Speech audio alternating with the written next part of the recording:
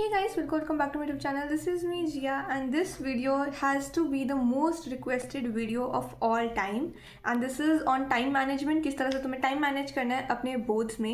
And I know बहुत सारे लोगों का इंग्लिश और हिंदी जैसे सब्जेक्ट जो है उनका पेपर बहुत अच्छा गया, ठीक है, there expecting 70+, 75+, but there are so many people जिनका अच्छा नहीं गया. एंड लाइक मैंने आज पोल डाला था तो देर वर सो मेनी पीपल जिन्होंने लिखा कि हमारा टाइम मैनेज नहीं हो पाया, हमें बहुत ज़्यादा मतलब लेट हमारा पेपर ख़त्म हुआ, मतलब लाइक 2.5 घंटे तक हो जाना चाहिए ना, बट 2.5 घंटे में नहीं हुआ, सिर्फ 5-10 मिनट पहले ही हुआ, या फिर किसी का छूट गया.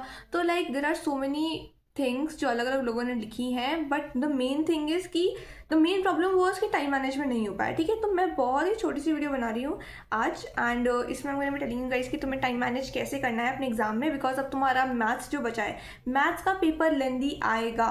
Late me tell you this, चाहे तुम्हारा बेसिक हो या स्टैंडर्ड हो, मैथ्स का पेपर लेंदी आएगा. And let me tell you this that lengthy in the sense क्या होता है, कभी कभी तुम किसी क्वेश्चन पर अटक गए हो, ठीक है ना, उस पर तुम बहुत ज़्यादा टाइम दे रहे हो, तो वो तुम्हारा टाइम ना वहाँ पे वेस्ट हो जाता है, तो इससे तुम्हारे लिए पेपर लेंदी बन जाता है. नहीं तो कभी कभी कोई MCQ होता है जो बहुत ट्रिकी होता है, उसमें तुम बहुत ज़्यादा टाइम लगा देते हो. नहीं तो केस स्टडी हो गई जिसको तुम्हें समझ नहीं आ रही है, उसमें बहुत ज़्यादा टाइम लगा देते हो. नहीं तो कभी कभी क्या होता है, एक प्रो टिप है, पहले ही बता देती हूँ तुम लोगों को, क्योंकि तुम लास्ट तक वीडियो देखोगे नहीं.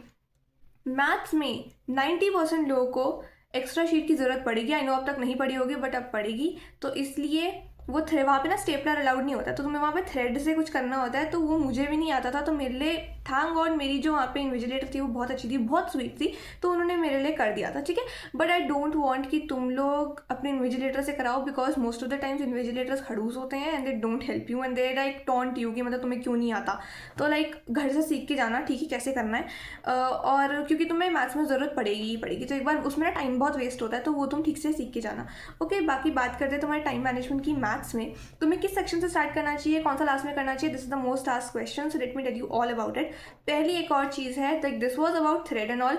Second thing is that you have to do your rough work in the main answer sheet only. तुम एक साइड में राइट साइड एक कॉलम, देखो लेफ्ट साइड तो कॉलम होता ही है for serial number, right side एक कॉलम बनाओ, उस पर RW लिखो. RW stands for rough work and do it, या तो पेंसिल से या पेन से, जिससे भी पेन से ही कर दो, क्योंकि पेंसिल और पेन स्विच करने में टाइम वेस्ट होता है.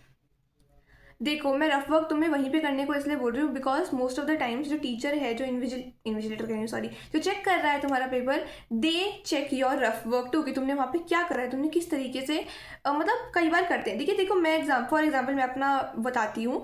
हुआ था, this was not in 10th, I guess 9th में या 8th में, बट लाइक क्या हुआ था एक बार, दैट मेरा जो आंसर था, मैंने रफ वर्क में पूरा आंसर सही निकाला, ठीक है, कैलकुलेशन वगैरह सब सही करी है, वहाँ पे मैंने आंसर सही निकाला है, बट जल्दीबाजी में, बिकॉज मैथ्स में हम बहुत जल्दी में काम करते हैं and half of the time our brain is not working properly. So like मैंने जल्दीबाजी में वो आंसर की जगह दूसरा कोई डिजिट मतलब इधर उधर कर दिया, तो इसलिए यहाँ पे आंसर गलत आ रहा था. ओके, अब दैट वाज टेक्निकली इनकरेक्ट है, मैम को मार्क्स मेरे को नहीं देने चाहिए थे, बट उन्होंने मेरे को फुल दिया, उन्होंने मेरे को बताया कि you have written it correctly rough work में, तो इसीलिए मेरे को मार्क्स मिल गए. आई डोंट नो ये बोर्ड्स में होगा या नहीं, it totally depends on the teacher. I really hope तुम लोग ये गलती ना करो जो मैंने करी थी, बट हाँ ये चीज़ है दैट तुम रफ वर्क करोगे तो they do check your rough work too. ठीक है, एंड दिस जस्ट शोज कि तुमने चीटिंग नहीं करी है एंड तुम्हारा रफ वर्क वहीं पे होगा, तो like you can cross check फटाफट से. तो या रफ वर्क वहीं पे करना, ठीक है, राइट साइड कॉलम बना के करना.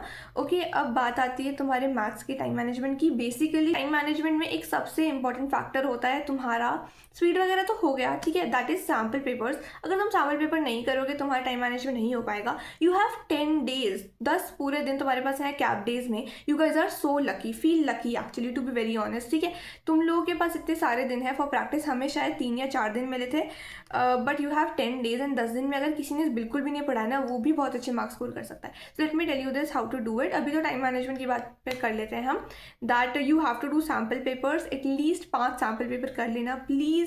अब बात करते हैं तुम्हारी किस सेक्शन से तुम्हें स्टार्ट करना है, बिकॉज टाइम मैनेजमेंट में सबसे मेजर रोल जो है वो तुम्हारा यही मैटर करता है कि तुम कहाँ से अपना एग्जाम आंसर राइट करना स्टार्ट करते हो. So basically you have to start with your section A, that is MCQ, because MCQ तुम्हारे 20 फ्री के मार्क्स होते हैं, उसमें तुम्हें कुछ नहीं करना. आई नो मैथ्स में you have to do solutions and everything, but they are very short. Okay, it hardly takes you 1 minute और 2 minutes पर क्वेश्चन टू सॉल्व इट. किसी में तो ऐसे ही हो जाता है that you know the answer. ठीक है, तो you have to start with section A. MCQs तुम्हें सारे करने हैं. You have to secure your 20 marks and तुम्हारा MCQ वाला जो पूरा वो है ना कैलकुलेशन वगैरह, you have to complete it within 20 minutes max. 20 to 25 minutes में you have to complete your MCQs। I am giving you 20-25 minutes का time slab because it's maths and you have to solve some questions. उसमें कुछ MCQ होता है जिसमें तुम्हें solve करना पड़ता है, तो इसलिए I am giving you guys like 20-25 minute का टाइम स्लैब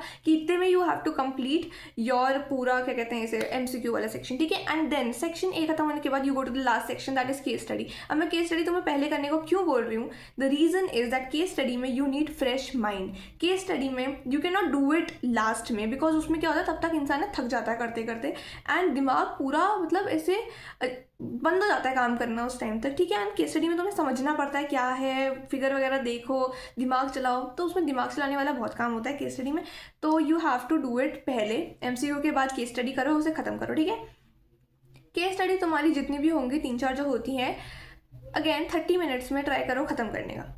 30 मिनट्स में you have to like complete it. तुम्हारे 2 सेक्शन जो है वो 1 घंटे में खत्म हो गए हैं। Now you have 2 hours left. उन 2 घंटों में तुम्हें 2 मार्कर्स, 3 मार्कर्स एंड 5 मार्कर्स जो है वो कंप्लीट करने हैं। आई थिंक 2 घंटे में ये करना बहुत ही लाइक देखो तुम्हारे उसमें क्या होता है MCQs एंड जो केस बेस्ड स्टडी होती है that is the most time consuming part of your maths का एग्जाम, चाहे वो बेसिक हो या स्टैंडर्ड हो। सो आई फील लाइक तुम उसे पहले ख़त्म कर दो और उसके बाद you go for your 2 marker 3 marker, because जो 2 मार्कर 3 मार्कर होते हैं ना वो इस टाइप के क्वेश्चन होते हैं which you already like practice a few times and you actually get the hang of it, like you know इसे कैसे करना है, इसे कैसे किस प्रोसीजर से करना है, you know that. But case study में you have to work a lot and like you have to train yourself कि like हाँ हमें ऐसे करना है वैसे करना है, तो like तुम्हारा दिमाग चलाने का काम बहुत होता है उसमें, तो you have to complete it पहले, ठीक है। So this was a short video on how to manage your time in your maths का exam and how to not repeat the same mistakes which you did this time. I really hope तुम लोगों का maths के लिए आई really hope तुम लोगों का हिंदी का पेपर बहुत अच्छा गया होगा। कोर्स A या कोर्स B उससे फर्क नहीं पड़ता। I got to know that course A थोड़ा सा टफ आया था बट इट्स ओके, लाइक मेरे को काफ़ी लोगों ने कमेंट्स में लिखा था कोर्स A थोड़ा टफ था एंड कोर्स B में भी लाइक बहुत लेंथी पेपर था। बट आई रियली होप तुम लोग का कोई छूटा ना हो क्वेश्चन, अगर छूट भी गया है तो it's okay, it's just 10th। तुमने मेहनत करी थी, that's what matters. Your parents know तुमने मेहनत करी थी और टीचर्स नो तुमने मेहनत करी थी and that's all that matters at the end of the day. तुमने पूरा अपना बेस्ट दिया था, दैट्स ऑल बस। Okay, and thank you so much for watching this video, don't forget to subscribe. I will see you in the next video, bye.